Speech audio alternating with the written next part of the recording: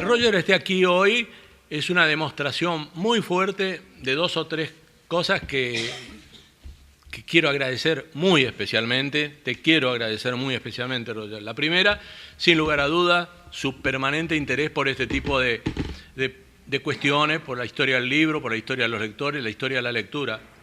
La segunda, o tal vez la primera, porque en una agenda tan apretada de hacerse un tiempo para venir a compartir con nosotros, sin duda una demostración de amistad muy profunda, cosa que agradecemos mucho, en particular yo como presidente de tu organismo y todos los demás. Y en tercer lugar, creo que es una posibilidad muy interesante, porque una de las cosas que en general uno piensa siempre es cómo pensar el futuro de los libros sin conocer el pasado. Entonces nosotros pensábamos en este mundo de la era digital, en este mundo de las nuevas tecnologías, etcétera. ¿Son posibles las bibliotecas? ¿Es posible un mundo de lectura bibliotecario como el que habíamos tenido, distinto del que habíamos tenido? ¿Qué posibilidades hay en el futuro, ya no siquiera en el presente? Es un poco alrededor de estas cuestiones que nos va a comentar Roger varias cosas y después hacemos unas rondas de preguntas. Muchas gracias, Roger. Buenas tardes para todos y todas. Podría empezar con las razones que me han llegado a este tema y a la reflexión sobre el presente. La primera razón se liga con mi competencia como historiador, si competencia hay, porque soy un historiador de la cultura escrita entre las finales de la Edad Media hasta el siglo XIX. Y evidentemente en esta perspectiva propiamente histórica es posible o necesario de acercarse de las mutaciones del mundo hoy en día.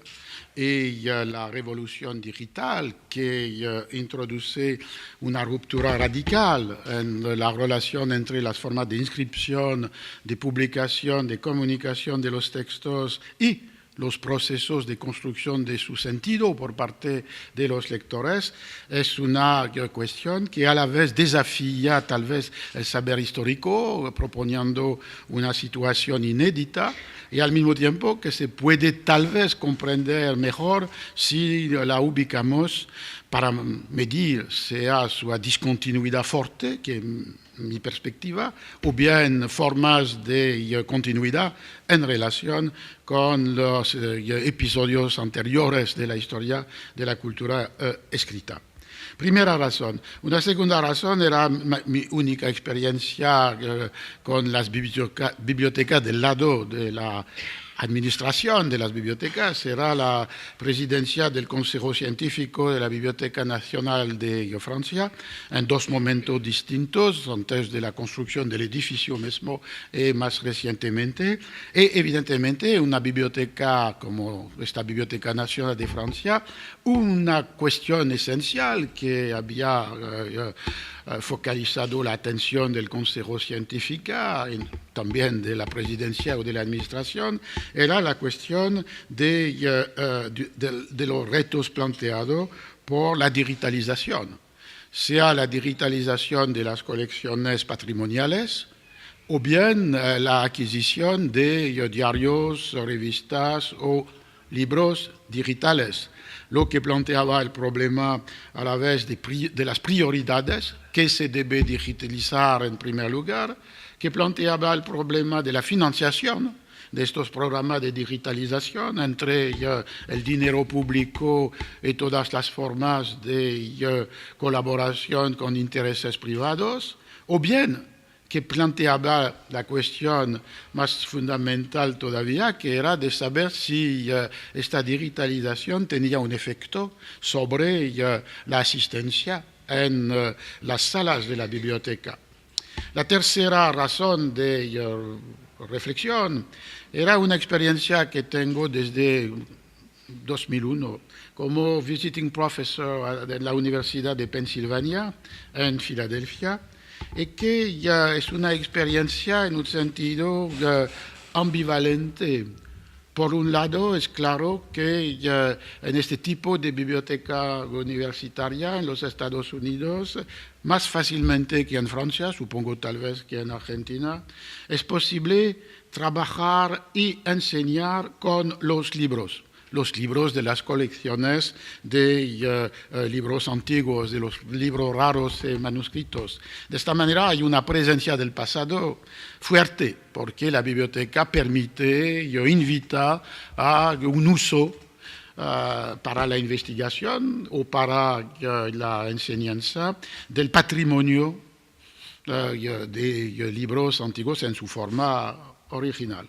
Y al mismo tiempo, aún más que en Francia, había una otra experiencia, que es la experiencia de las conquistas poderosas de la digitalización, en el trabajo de los estudiantes, en la investigación científica y más allá, en las relaciones cotidianas que pasan a través de los intercambios entre pantallas, tanto entre los individuos y las administraciones para el mercado, o como cada uno lo sabe, tal vez lo practica, en las redes sociales y todas las formas de estos intercambios digitales que tienen como consecuencia de una definición nueva de los conceptos, de las categorías que designan estas experiencias.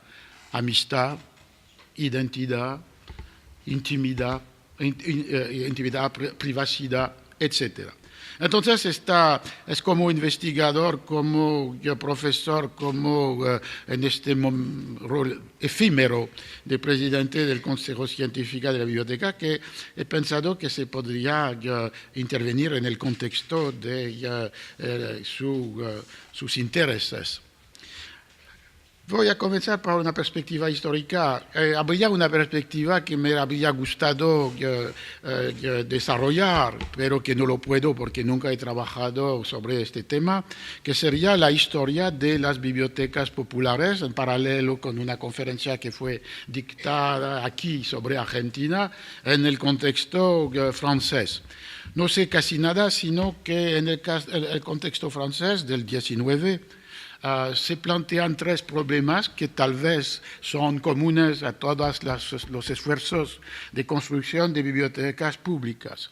Si se piensa la biblioteca pública como la posibilidad de dar acceso al libro a lectores que no lo eran anteriormente o que eran a distancia de los libros, se ve que en el 19 francés hay una tensión entre las bibliotecas populares que dependen directamente de una institución, por ejemplo la Iglesia, o de la filantropía, que era una forma de apertura a la lectura al mismo tiempo que era un control de las lecturas que se debían en estas bibliotecas alejarse de lo que se leía en los diarios populares o en los libros de los pliegos sueltos franceses de la Bibliothèque Bleue. Y por otro lado, la forma asociativa, que a partir de 1850 se desarrolló, y particularmente a una fecha importante en Francia, 1861, que es la fundación en París de la Bibliothèque des Amis de l'Instruction, y que era como un modelo de una biblioteca popular basada sobre la asociación y que tenía evidentemente una dimensión cívica y una dimensión republicana, sino aún más progresista. Primera cuestión, la tensión entre filantropía y asociación. La segunda cuestión era la cuestión del contenido de estas bibliotecas populares que imitaron el ejemplo de la Bibliothèque des Amis de l'Instruction, que se diseminaron en todo el territorio y que fueron considerados por una parte de las élites políticas como peligrosas, porque contenían no solamente tal vez los textos republicanos socialistas, sino también una tradición de las luces, Rousseau, Voltaire. Y hay debates en la Cámara de los Diputados durante el Segundo Imperio a propósito de una censura que se quería establecer por parte del poder político sobre el contenido de estas bibliotecas populares y la defensa accesible en la red. Hay un magnífico discurso de Sainte-Beuve en 1867 para la defensa de este contenido contenido humanista, enciclopedista de las bibliotecas.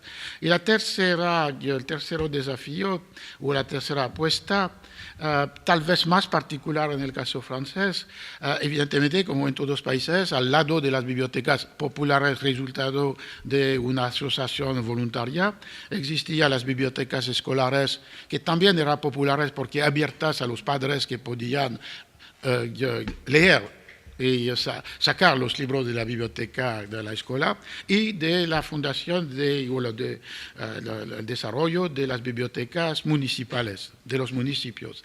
En el caso francés, desde la segunda finales del 19, las bibliotecas municipales, con la iniciativa de algunos bibliotecarios particulares, han pensado que debían desempeñar el papel de biblioteca popular y que a la dimensión tradicional de la biblioteca como conservación del patrimonio escrito, como lugar para acoger a los eruditos o a los investigadores o los profesores, han desarrollado muy temprano programa y práctica de biblioteca popular, que se reforzó después de la Primera Guerra Mundial, en 1918, cuando, modelo americano inspirador, se ha dado a las bibliotecas municipales una dimensión de biblioteca populares hasta el tiempo más reciente de los bibliobús o de los programas de la lectura pública,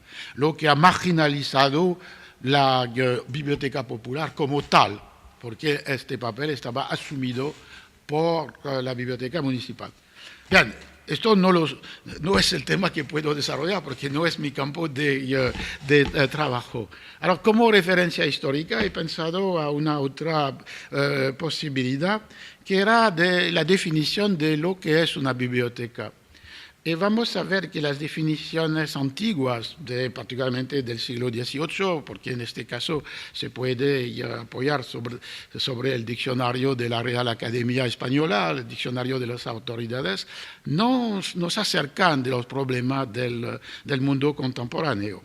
En este diccionario, publicado en los años 1730, se encuentra, por ejemplo, la primera definición: biblioteca, nombre griego que en su riguroso sentido significa el paraje donde se venden libros.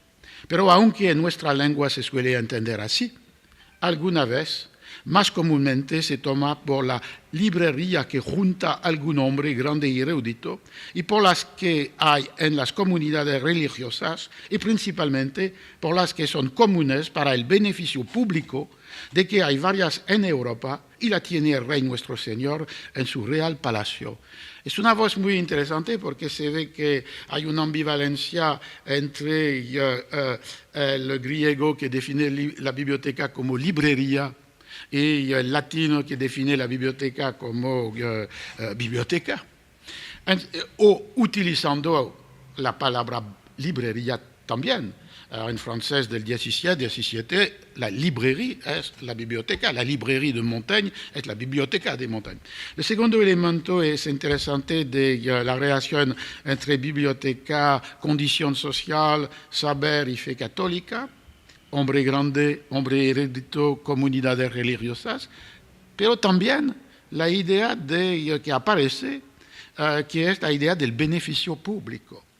Es decir, que estas bibliotecas que pertenecen a un individuo particular o a una comunidad deben estar abiertas a los que las necesitan. Ahora, evidentemente, es una apertura restringida a los sabios, eruditos, profesores, pero es la idea que la biblioteca, inclusive cuando era más privada que posible, debe tener esta tarea de apertura a los que necesitan la biblioteca, que no tienen los libros. Se ve que esta primera definición conduce a una segunda en el diccionario de la Academia. Biblioteca se llaman también así algunos libros u obras de algunos autores que han tomado el asunto de recoger y referir todos los escritores de una nación que han escrito obras, y las que han sido, de que tenemos en España la singular y tan celebrado de don Nicolás Antonio, biblioteca. La biblioteca, se ve en este caso, es una biblioteca sin muros, es una biblioteca sin almacenes, un género de texto que se llaman biblioteca y que deben procurar un inventario exhaustivo de una colección. Puede ser la colección de un individuo, puede ser remitiendo en este caso a libros reales, pero pueden ser más generalmente una biblioteca que indica los títulos de todos los libros que fueron publicados en una lengua, como era la Biblioteca Hispana de Nicolás Antonio, o como era un proyecto de Renacimiento, la Biblioteca Universal, de todos los textos que fueron escritos en latín, en griego y en hebreo.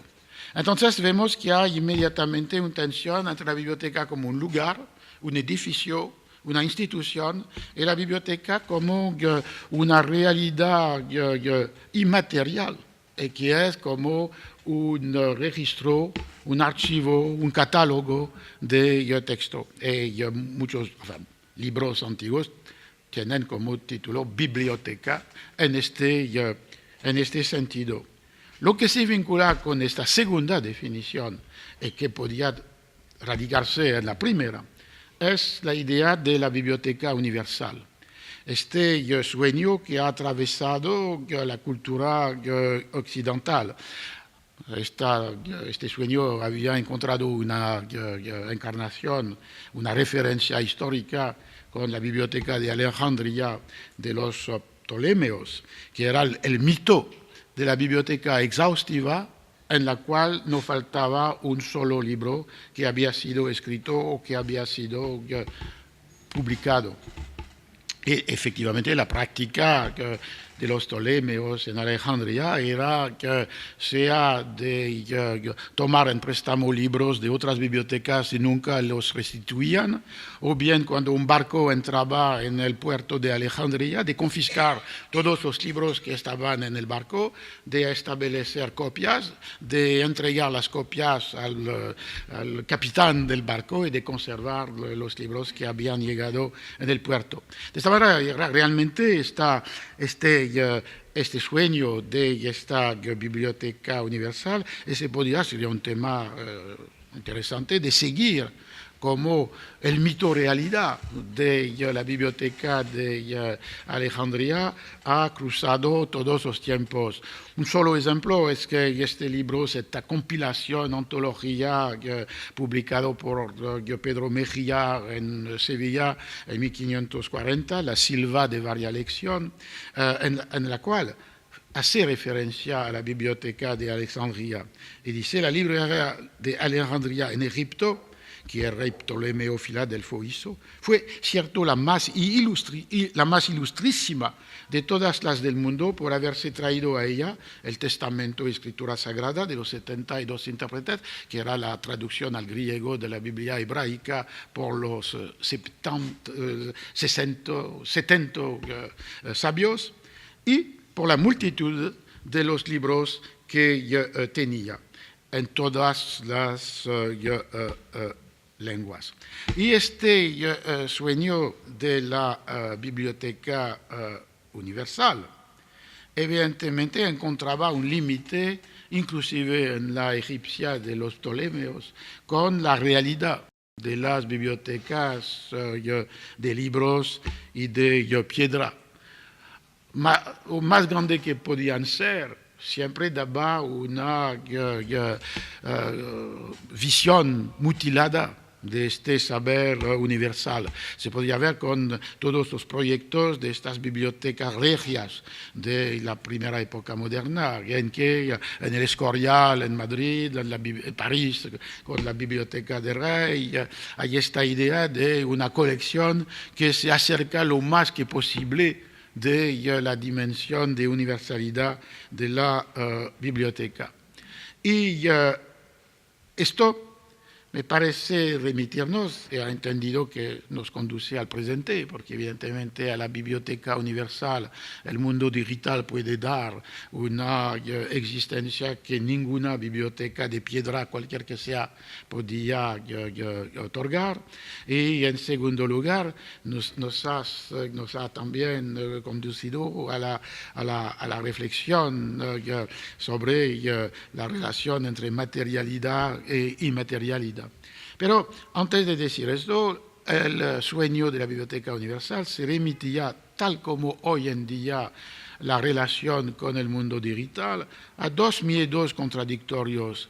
Había una primera angustia, ansiedad, miedo que era de la pérdida, de lo olvido, de la desaparición. Y esta idea que la pérdida era como una mutilación de la humanidad, porque faltaba un libro o libros absolutamente necesarios.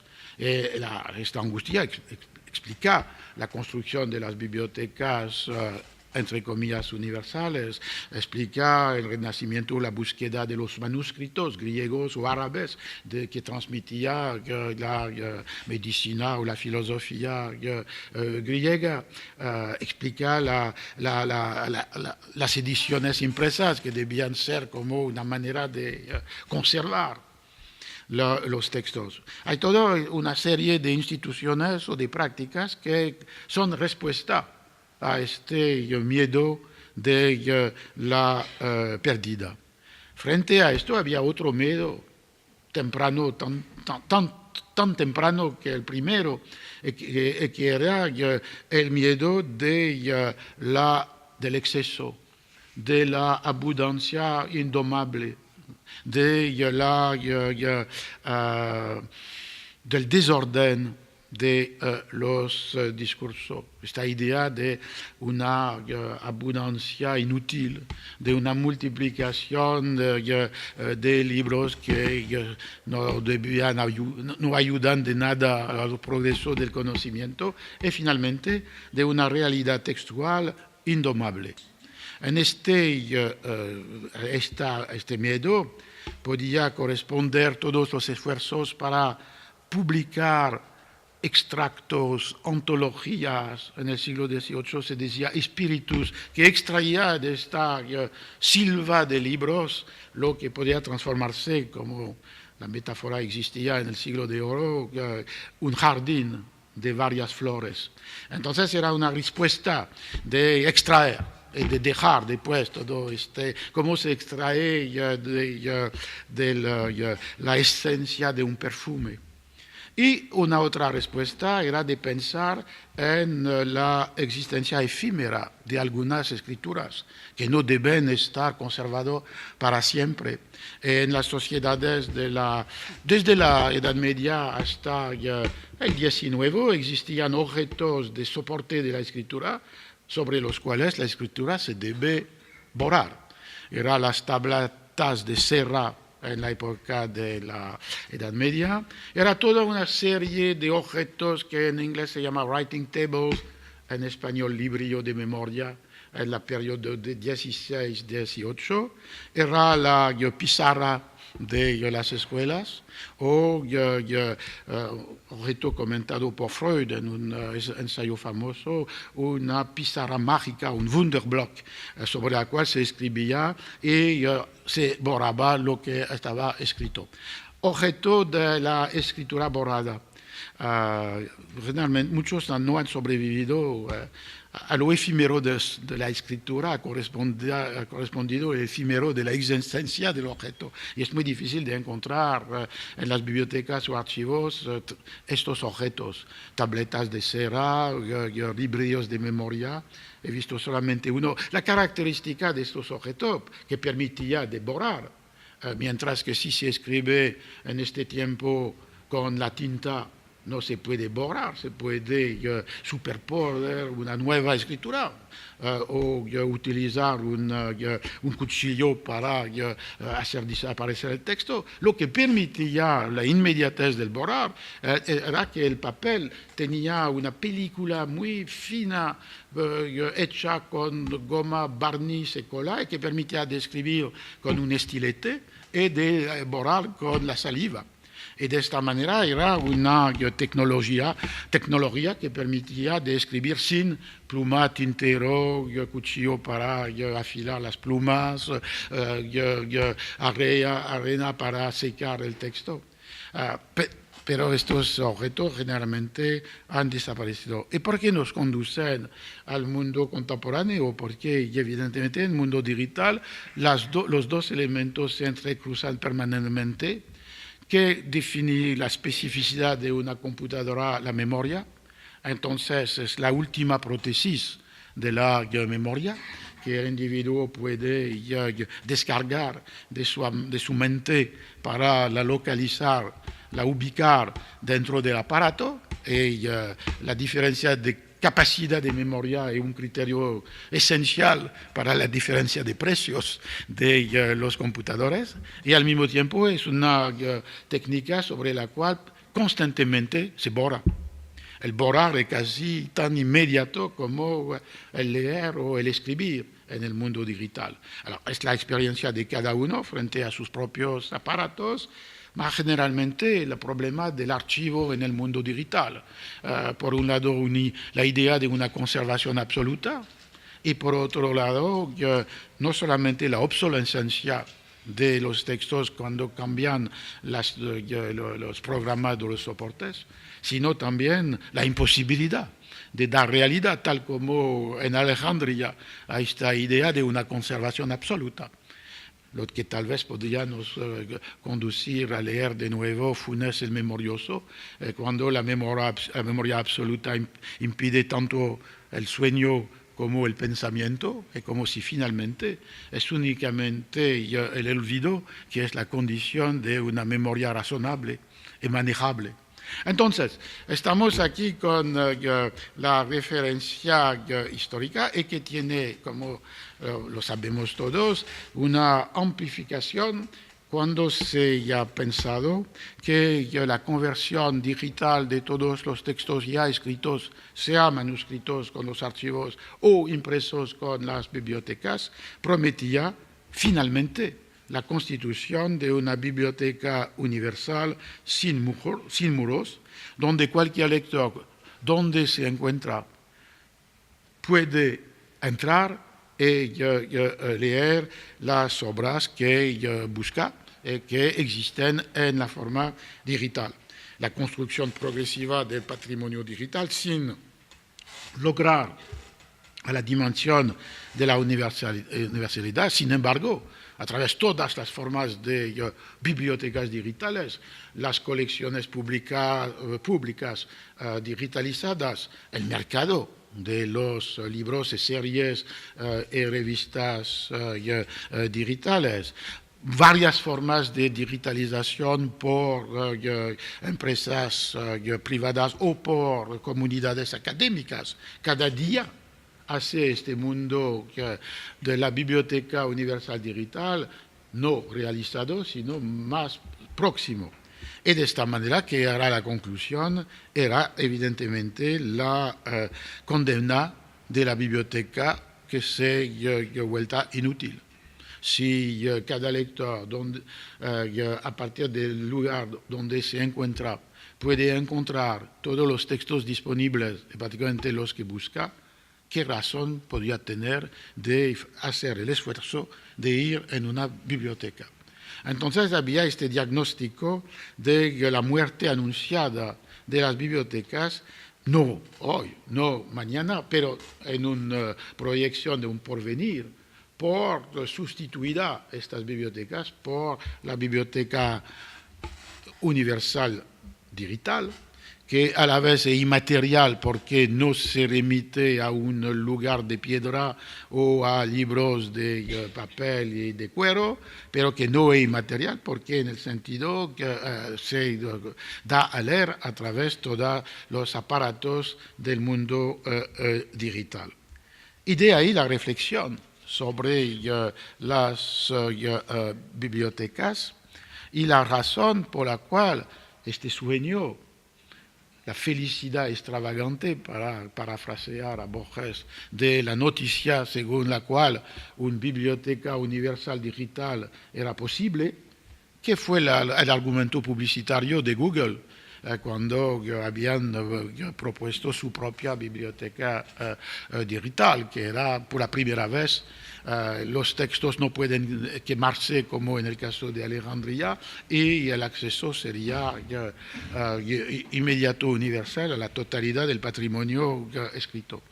¿Por qué este diagnóstico, esta felicidad prometida, plantea dudas e inquietudes y sería el tema de nuestra discusión? Justifica no la desaparición, sino el refuerzo de las bibliotecas. Hay varias razones, me parece, que podemos pensar y practicar. Una primera razón es de naturaleza histórica, el tema de la conferencia que recientemente mencionaba Alejandro, el pasado en el presente. La cuestión aquí es que tiene una doble dimensión, una dimensión ética o cívica y una dimensión epistemológica. Es de considerar que la conversión digital no produce una equivalencia con el objeto, con el texto digitalizado. Porque un libro que no es solamente un discurso, una obra textual, intelectual, filosófica, histórica, práctica, etc. Un libro es un objeto material que tiene dispositivos, formas, y que permiten estas formas o cierran las apropiaciones por parte de los lectores. De ahí, la conversión digital tal vez conserva el texto, pero borra el objeto. En este sentido, nos aleja del proceso de construcción del sentido por los lectores del pasado, que han construido el sentido no solamente gracias a una relación con el texto, sino con el objeto, que permitía que era un soporte para la producción del sentido. Y si se considera erróneamente que la conversión digital es equivalente con lo convertido, se comete no solamente un error epistemológico, sino también que se introduce una ruptura histórica. Estamos desprovistos de la relación con el objeto sobre el cual o en el cual los lectores del pasado han encontrado el texto. Podríamos tomar dos ejemplos. Un ejemplo que era el ejemplo de los diarios. Y lo tomo no por casualidad, porque cuando la conversión digital parecía tan poderosa y capaz de sustituirse al objeto original, grandes bibliotecas, no pequeñas, grandes bibliotecas, la Library of Congress y la British Library, han decidido de separarse de las colecciones de diarios impresos norteamericanos de finales del XIX y comienzos del XX. Lo han vendido y fueron comprados por los que venden números de diarios en relación con las fechas de cumpleaños.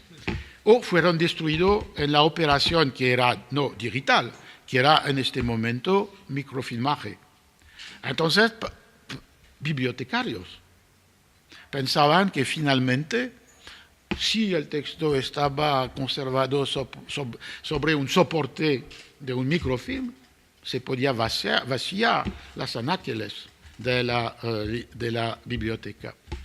Y entonces la consecuencia catastrófica, no solamente en términos de pérdida de una parte de un patrimonio, pero catastrófica si se repite con el mundo digital, que aún más que el microfilm está diferente de la forma original, y si se piensa también en la publicación hoy en día en forma digital de los diarios, se ve que son lo que se pierde, evidentemente, la relación con el objeto tal como fue leído, y que tenía un tamaño, una forma secuencial, que el objeto material da inmediatamente a perceber y que el sustituto, microfilmaje o digitalización, borra. Entonces, es un ejemplo en que la lógica de lectura de un diario que en el mundo impreso depende de la yuxtaposición sobre la misma página en el mismo número de varios tipos de textos escritos, y el lector viaja entre estos tipos de textos, se transforma profundamente cuando en el mundo digital la lógica de lectura del mismo objeto es una lectura más temática, por rúbrica, temas tópicos y finalmente palabras llaves. Entonces se ve una diferencia de la relación con el mismo objeto. Y se podría decir la misma cosa como ejemplo para mostrar que las formas de publicación importan en el proceso de construcción del sentido. Se podría decir como ejemplo que no implica directamente la cuestión de la digitalización, pero que un ejemplo paradigmático de esto, la novela en el siglo XIX. Y no solamente la novela, también algunas veces la historia, que fueron publicadas, no solamente en América Latina, sino también en Europa, en el mismo tiempo, con la forma segmentada, fragmentada del folletón en el diario o de la publicación por entregas. El resultado era un modo de lectura que incorporaba necesariamente la temporalidad de la publicación sucesiva.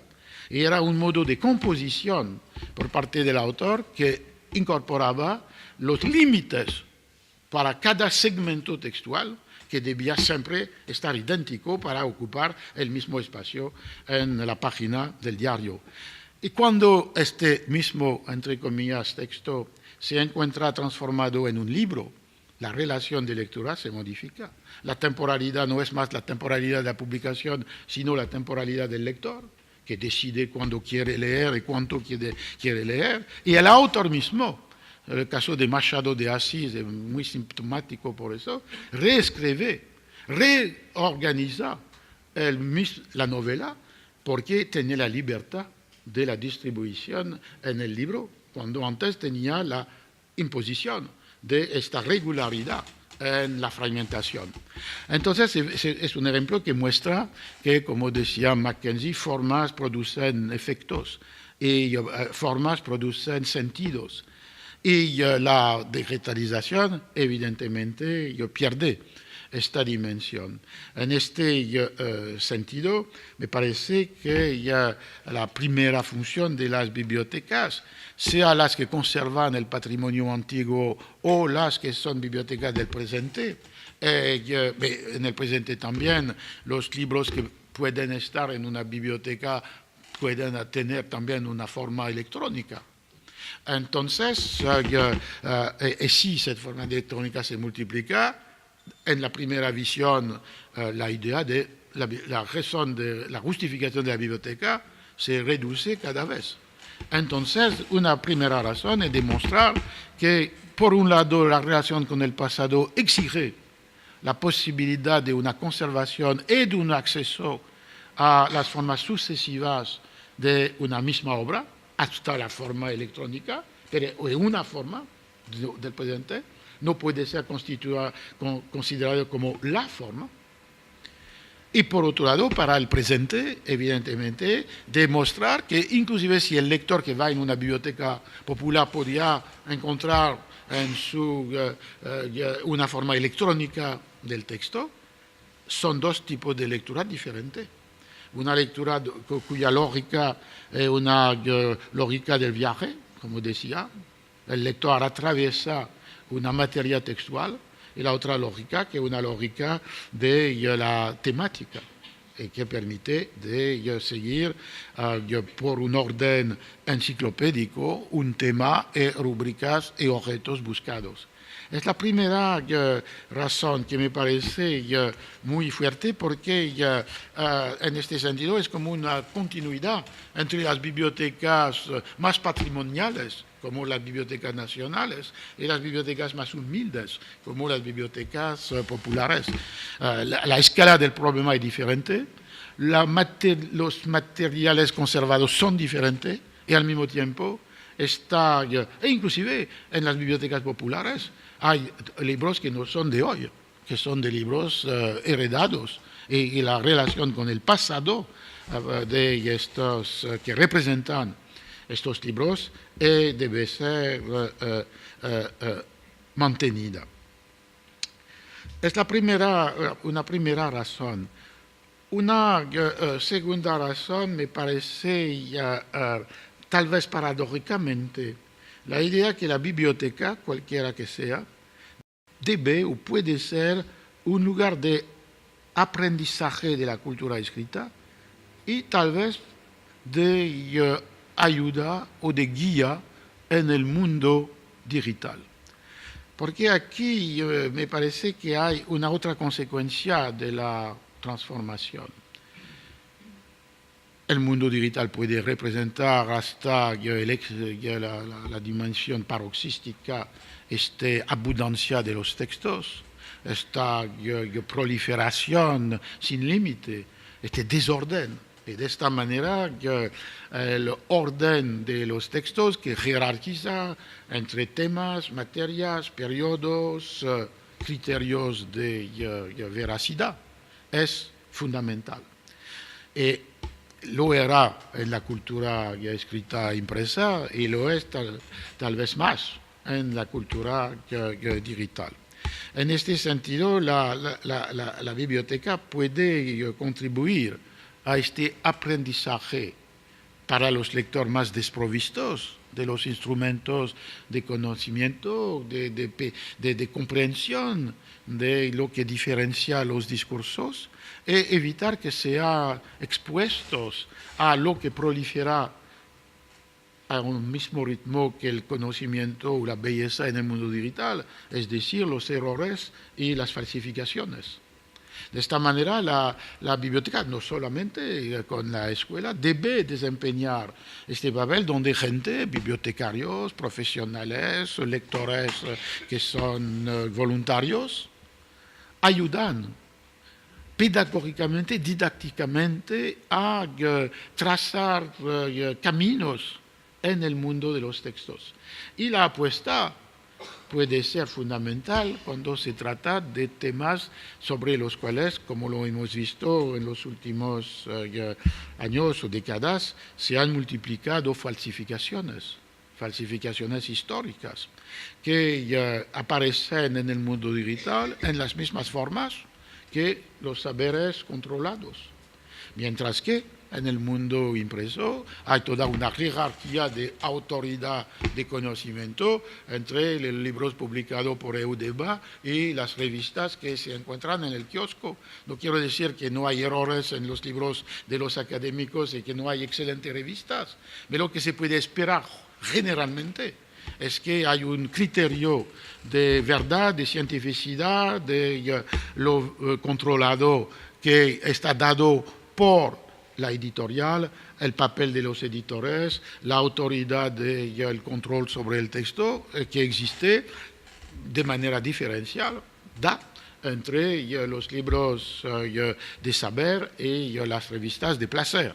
De esta manera me parece que hay aquí algo que se debe aprender en el mundo impreso, más que aún más en este mundo digital, por la razón que para mí era una razón esencial de hacer hincapié en la discontinuidad de la invención del mundo digital, es que por la primera vez hay una separación entre el soporte sobre el cual se lee y los textos.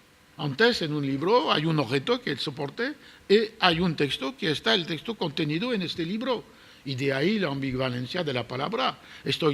La lectura del libro de Umberto Eco refiere tanto a el lector está leyendo un objeto que es un libro y no una carta, no una revista, no un diario, y al mismo tiempo lee una obra, novela de Umberto Eco. Las dos son inseparables.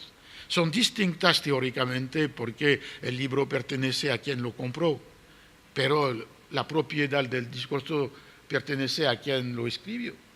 Entonces hay una distinción teórica absoluta, pero esta distinción teórica absoluta se transforma en una simultaneidad material, tanto absoluta como la distinción previa, porque en este libro para siempre estará esta obra de Umberto Eco.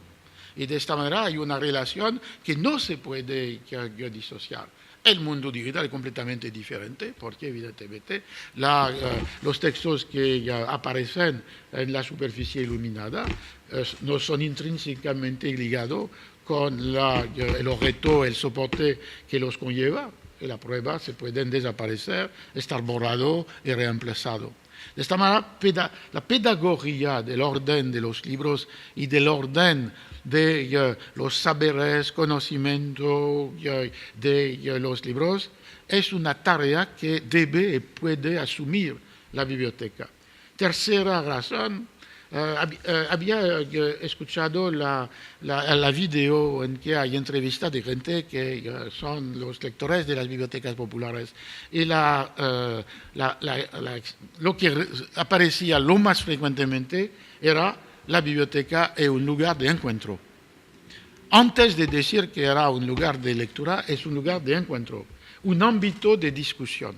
Son citas exactas, una herramienta de construcción de la libertad. Entonces, aquí ya encontramos una doble realidad. La primera realidad, luego de encuentro, ámbito de discusión. La biblioteca, tal vez paradójicamente, es un lugar donde se intercambian palabras a propósito de lo escrito. Estoy diciendo paradójicamente porque normalmente se exige en la biblioteca el silencio, porque tenemos la costumbre de leer privadamente, silenciosamente, con los ojos solamente. Entonces, una norma es el silencio. Y al mismo tiempo, como institución, la biblioteca es el lugar de las voces de la discusión entre lectores, las voces de los autores que más y más vuelven a la práctica antigua de publicar leyendo, las lecturas por parte de autores en librerías, bibliotecas, es una práctica que se ha multiplicado en los últimos años. Las voces también de todos los encuentros formales organizado por las bibliotecas alrededor de una obra, de un tema, de un autor. Entonces, la biblioteca, desde este punto de vista, restablece algo que tal vez se perdió al correr de los siglos, que es la relación entre lo escrito y la voz. La voz del texto o la voz que lee el texto y, consecuentemente, el texto compartido. La lectura como una actividad de sociabilidad, de encuentro, de asociación. La consecuencia más directamente política, en un sentido amplio y noble de la palabra, sería que con esto la biblioteca es uno de los lugares del espacio público, porque en este caso el intercambio de palabras a propósito de lo éxito puede ser un elemento de un foro cívico, un elemento de los espacios públicos en que se discuten de los asuntos del día, no necesariamente la inmediatez de un afrontamiento político que tiene otros canales, sino una discusión sobre lo que Kant designaba como el uso crítico y público de su razón por parte de personas privadas. Los ciudadanos intercambiando en varios lugares opiniones, propuestas de reformas, críticas.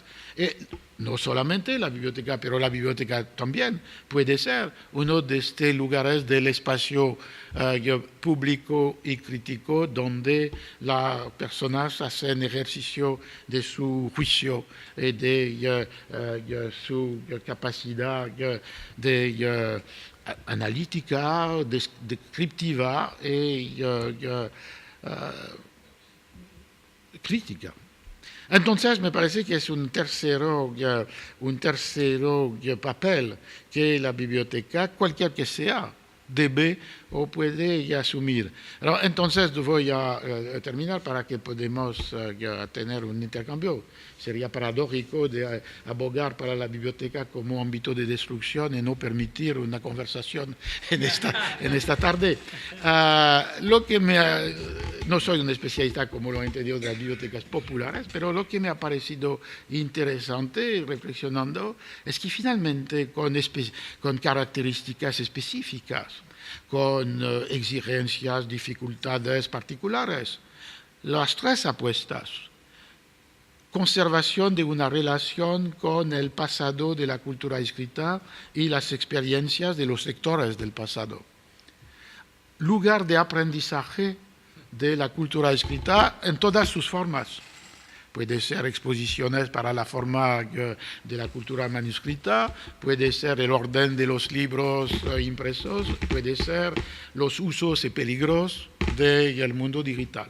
Y finalmente, la biblioteca como el lugar de encuentro que permite de dar voces a las páginas y que permite de construir a través del diálogo un espacio del uso crítico de la razón.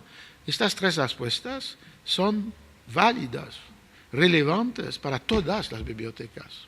Y de aquí la especialidad de un tipo de biblioteca que debe respetarse prácticamente, no implica, o al revés, implica que se localizan, ubican en una cadena de biblioteca que finalmente, con recursos diversos, con objetivos diferenciados, comparten estas tres exigencias. Y si nuestros discursos son suficientemente convencedores, y si los usuarios como los que fueron entrevistados tienen tal vez más que lectores que se han más inmediatamente precipitado en el mundo digital, tienen esta conciencia de la importancia de una biblioteca con muros, con tablas, con discusiones y con libros, vemos que en este caso se podría justificar plenamente la existencia de bibliotecas en un mundo de la comunicación escrita que podría suponer su desaparición y al mismo tiempo que podría ser paradójicamente o no una lección para todas las bibliotecas, estas experiencias de las bibliotecas populares y para todos los lectores y no solamente los que pertenecen a estos medios más desprovistos de la inmediatez de la relación con los libros. Es un deseo, no sé si es una profecía. Muchas gracias.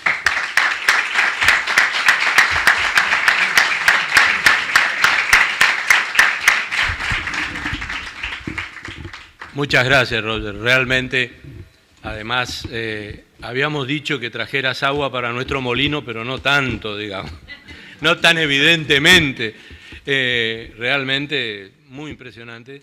Pero además, yo te escuchaba y veía y digo, el valor, además del contenido, de lo que dice, que es tan coincidente con lo que nosotros hacemos, con lo que nosotros pensamos, sino además que estamos frente a uno de los mayores historiadores del mundo, sin lugar a duda, y lo que es un intelectual en acción.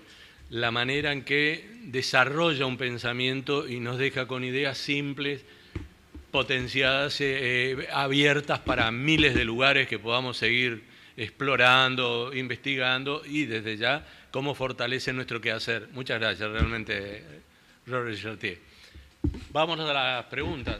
Señalaba usted como algunos de los sentimientos que aparecen en la historia, en el origen de las bibliotecas, el sentimiento de pérdida, esa idea de la mutilación, y también esta idea de la abundancia indomable, ¿no es cierto? Es claro que el desarrollo de las tecnologías aplicadas a la información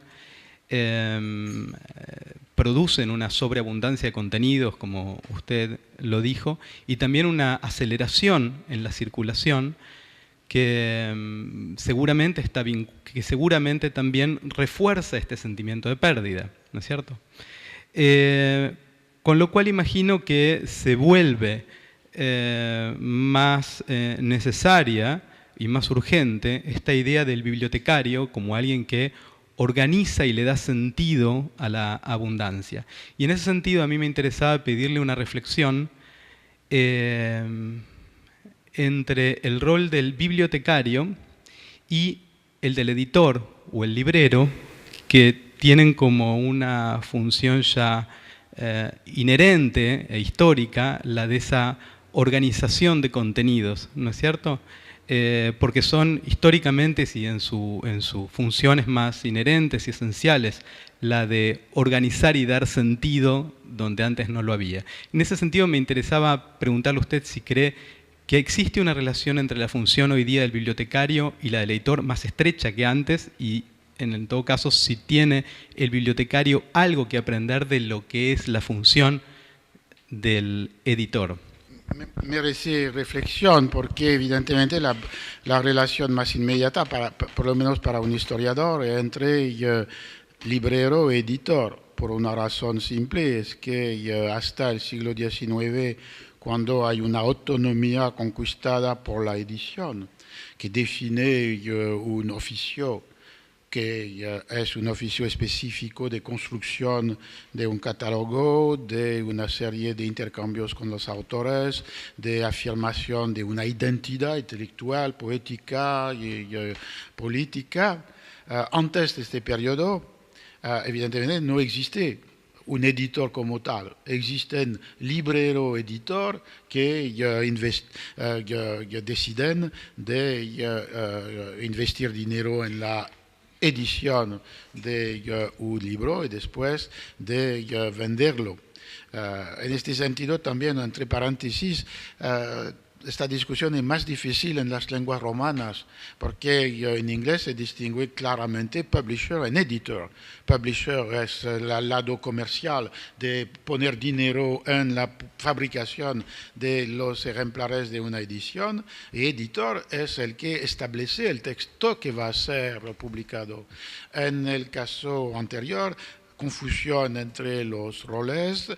Económicamente, la edición era una empresa de librería. Entonces, hay una relación librero-editor que sería casi una identidad entre 16 y 18, el librero-editor, que va a separarse después, porque evidentemente Gallimard tiene una librería, pero no es un librero. Algunos editores tienen una imprenta, pero no son impresores, que era el caso en el 19. Entonces, históricamente podría hacer un discurso sobre la relación entre librero y editor. ¿Cómo introducir el bibliotecario en este cuadro? Me parece a través de la noción que usted sugería implícitamente de mediación.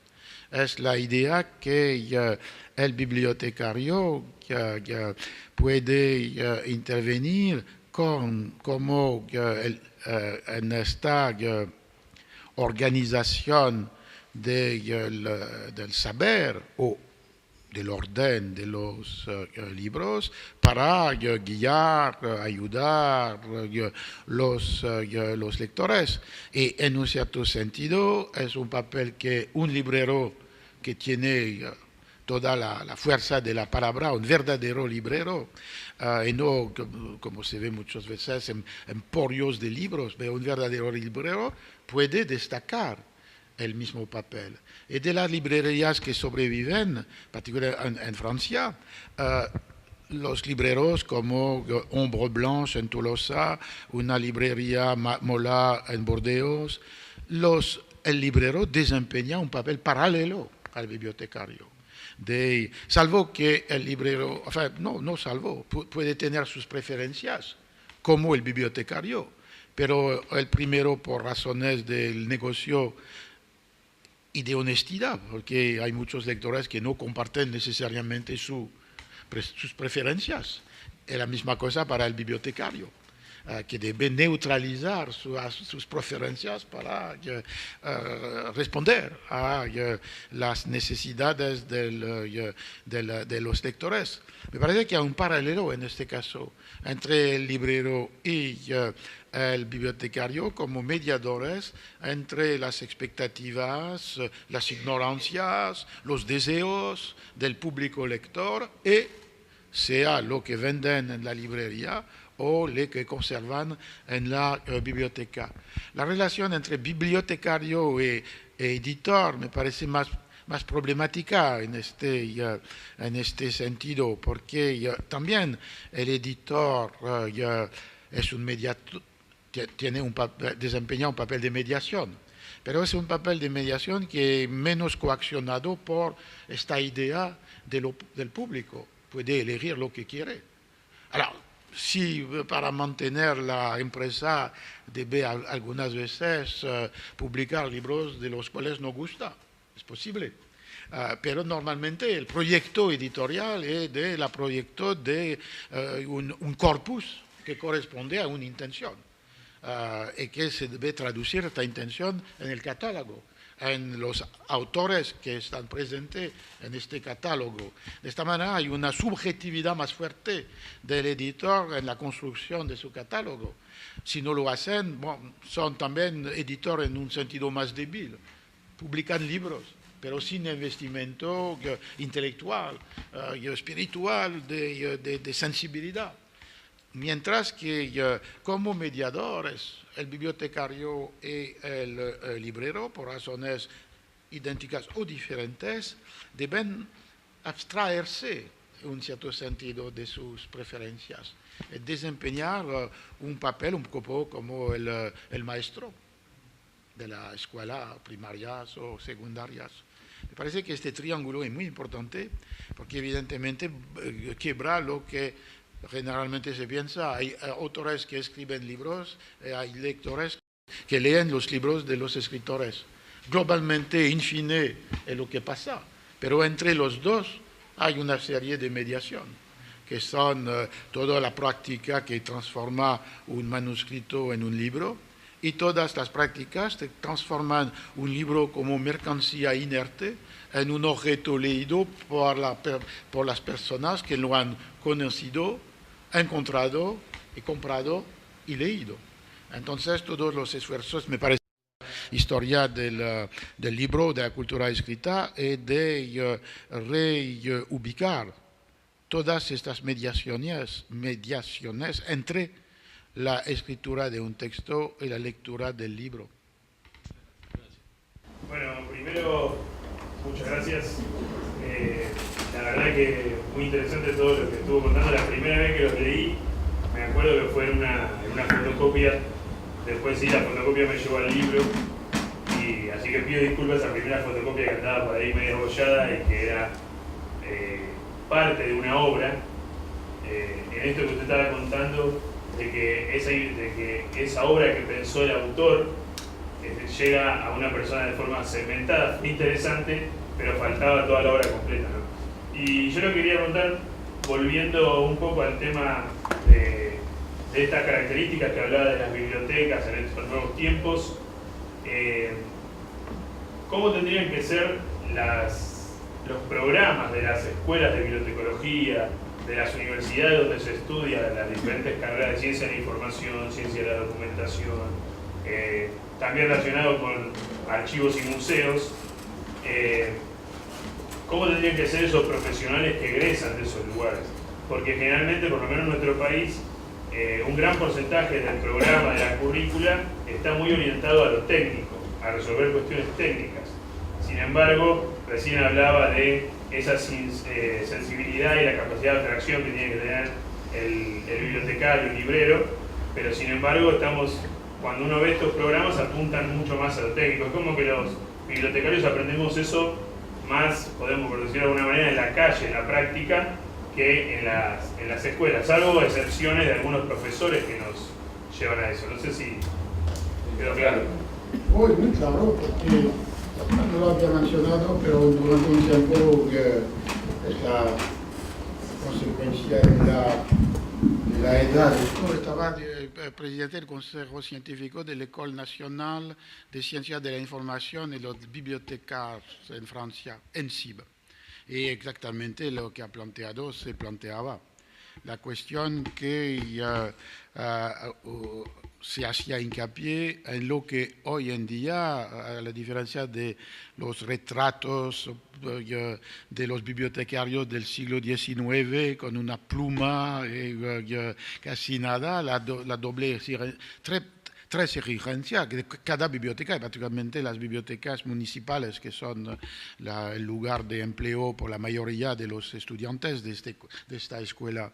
Primera exigencia, administración, contabilidad, gestión, cada día más complicada. Segunda exigencia, entrar en el mundo digital, que se liga a la primera función, porque muchas de las cosas pasan únicamente a través de este mundo digital. Y la tercera exigencia, que era de pensar a una dimensión pública, de hacer de la biblioteca un lugar con múltiples actividades. Lo que es fundamental, pero que, como usted decía, puede dar un perfil exclusivamente técnico a la función de bibliotecario. Para luchar contra esto, lo más importante, pero no sé cómo se hace aquí, pero lo más importante es de reintroducir una dimensión no solamente histórica, sino literaria o filosófica en relación con la historia de larga duración del libro. Lo que intentaba mostrar hoy, que con un saber histórico relativamente preciso se puede inmediatamente entrar en problemas del presente.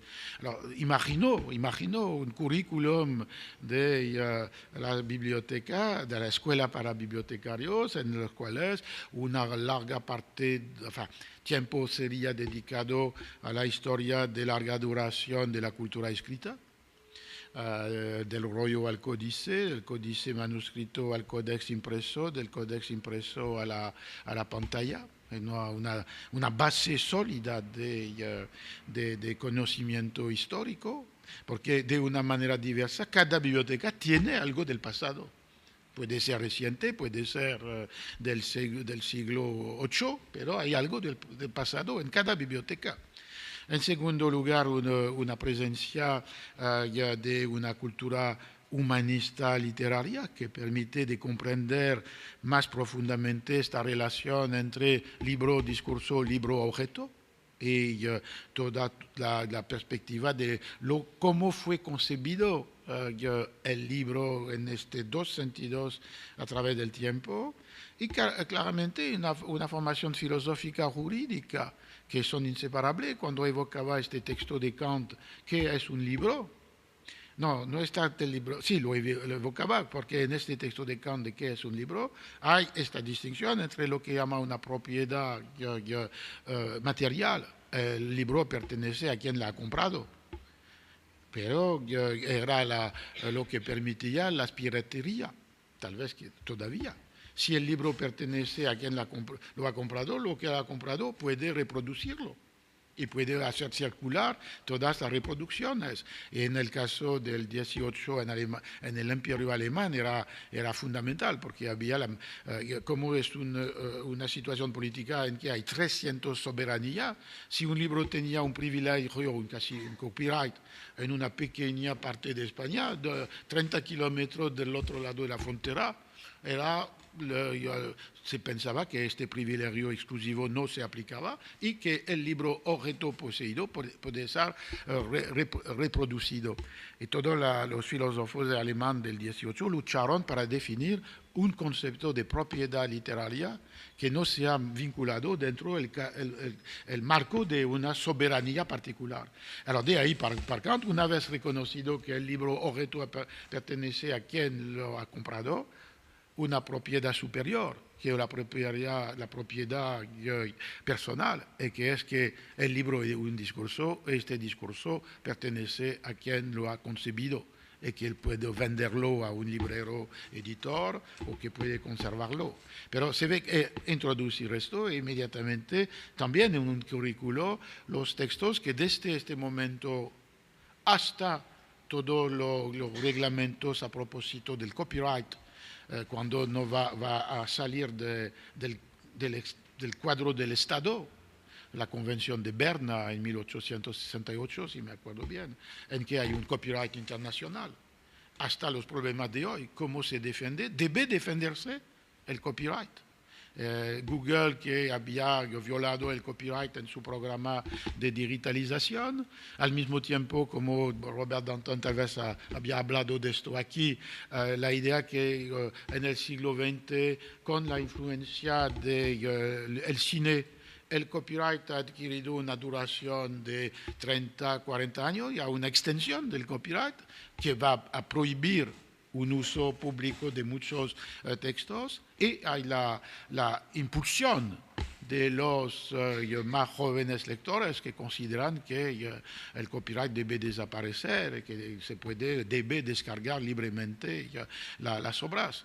Entonces, se ve un ejemplo, filosofía, que en este caso es inseparable del derecho, literatura, los libros sobre los libros, la presencia de los libros dentro de la ficción, debe tener una clase sobre Don Quijote de la Mancha, y la dimensión histórica debe entrar sin dañar la exigencia tecnocrática de la gestión o el manejo hábil, experto de lo digital, pero debe estar también reintroducir en estas formaciones una dimensión humanista y también tal vez sociológica, porque cuando hablaba de las actividades públicas, de la lectura pública, un saber se ha construido sobre quiénes son los lectores, las relaciones entre lectores y prácticas de lecturas, etc.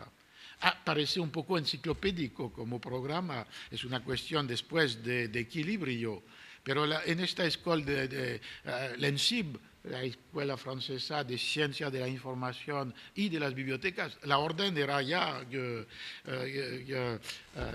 explícita, Ciencia de la Información y las Bibliotecas. Se podría decir bibliotecas e información. Y de ahí toda una contaminación del vocabulario. Cuando se hablaba de los libros, se hablaba de documentos. Es la Chartreuse de Parme, Moby Dick, un documento. Alors me parece que hay toda una idea que se ha desplazado en dirección de esta formación técnica útil, lo repito, pero que ha un poco olvidado. Y decía, para concluir, que en esta escuela no había muchos libros. Era paradójico de formar bibliotecarios donde no había realmente una biblioteca. Entonces, sí, toda esta es una reflexión importante que debe poder obtener una forma de compromiso, de equilibrio entre las necesidades, varias necesidades del oficio.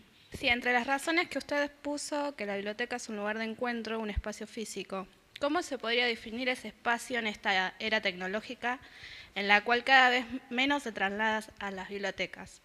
¿Tendría usted algún ejemplo de biblioteca universal utópica digital? ¿Qué características deberían tener para seguir siendo y representando un lugar de encuentro, más allá de que ya no sea un espacio físico? No sé si se entendió la pregunta. Es una pregunta muy interesante porque es una ilustración de lo que intentaba decir sobre que hay una transformación de nuestros conceptos a partir del momento en el cual son digitalizados. Y el concepto de encuentro, que normalmente es lo que hacemos esta tarde, y lo que piensan los lectores de las bibliotecas públicas en la video, es un encuentro de discutir juntos. Y se ve ya en este video que también algunas veces es como más una sala de clase o de discusión que con la biblioteca tradicional, con mesas, una después de otra. Alors aquí el concepto de encuentro es inseparable en su experiencia de un concepto de cercanía, de encuentro entre gente reales en un lugar único que intercambian con la palabra viva. El mundo digital nos ha sugerido una otra forma de encuentro, sea puramente abstracto con el intercambio de las redes sociales, sea con Skype, un sustituto a los encuentros reales donde hay una presencia, ausencia del cuerpo. La gente se ve, pero no son en el mismo espacio. Es una forma intermediaria, en cierto sentido, entre el encuentro cuya modalidad fundamental era evidentemente la reunión familiar o políticamente la ciudad griega de Roma, en que la gente en el mismo lugar discuten, sea de religión y de su vida, o bien de la ciudad en el sentido concreto, de la política, de lo que se debe decidir, de lo que se debe hacer. Alors, ¿cómo designar estos encuentros sin encuentro, estos encuentros digitales? No tengo la competencia para decir, me parece que hay una forma diferente. Porque en este tipo de encuentro, particularmente sin imágenes, las redes sociales, la gente intercambian, también se transforman las dos nociones que acompañan el encuentro físico. Primera noción, la noción de identidad, que se puede manipular de una manera que es mucho más difícil en el encuentro real, físico, una identidad exhibida, escondida, diseminada, multiplicada, como lo hemos visto, peligros importantes, cuando una identidad disfrazada puede conducir a cosas horribles. Entonces hay una primera relación entre encuentro e identidad que se transforma. Y como se ve en muchas redes sociales, no soy un experto ni un practicante de esto, pero siempre un seudónimo, siempre una identidad que se da a través de una pluralidad posible de identificaciones. Segunda cuestión, esta gente que he visto en video no son todos amigos personales, pero hay una idea de una comunidad, por lo menos de una complicidad. Han decidido juntos de estar aquí, allí. Han decidido juntos de crear esta biblioteca.